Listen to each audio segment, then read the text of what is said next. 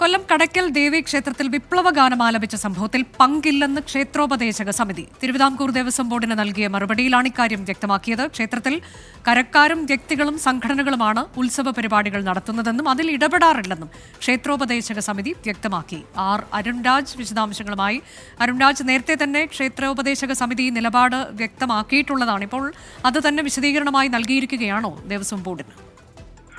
അനുജ, കടയ്ക്കൽ ദേവീക്ഷേത്രത്തിലെ ഉത്സവവുമായി ബന്ധപ്പെട്ട വിപ്ലവ ഗാനാലാപനവും അതുമായി ബന്ധപ്പെട്ട ചിത്രീകരണവും അടക്കമുള്ള കാര്യങ്ങളിലാണ് ക്ഷേത്ര ഉപദേശക സമിതി ഇപ്പോൾ തിരുവിതാംകൂർ ദേവസ്വം ബോർഡിന് വിശദീകരണം നൽകിയിരിക്കുന്നത്.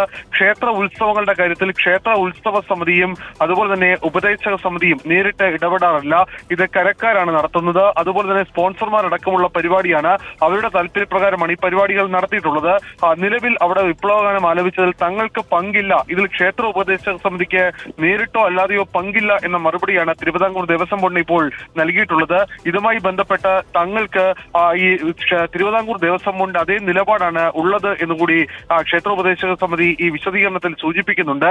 ഇതിൽ ഏറ്റവും പ്രധാനം ഇതുമായി ബന്ധപ്പെട്ട് തിരുവിതാംകൂർ ദേവസ്വം ബോർഡ് പ്രഖ്യാപിച്ച വിജിലൻസ് വിഭാഗത്തിന്റെ അന്വേഷണം ആരംഭിച്ചിട്ടുണ്ട്. ഇതിന്റെ അടിസ്ഥാനത്തിലാകും ക്ഷേത്ര ഉപദേശക സമിതിക്കെതിരെ നടപടി സ്വീകരിക്കണമെന്ന കാര്യത്തിൽ തിരുവിതാംകൂർ ദേവസ്വം ബോർഡ് തീരുമാനമെടുക്കുക. കടയ്ക്കൽ ക്ഷേത്രത്തിലെ വിപ്ലവ ഗാനാലാപനത്തിലാണ് തങ്ങൾക്കതിൽ പങ്കില്ല, പരിപാടി നടത്തുന്നതിൽ ഇടപെടാറില്ല എന്ന് ക്ഷേത്രോപദേശക സമിതി തിരുവിതാംകൂർ ദേവസ്വം ബോർഡിന് വിശദീകരണം നൽകിയത്.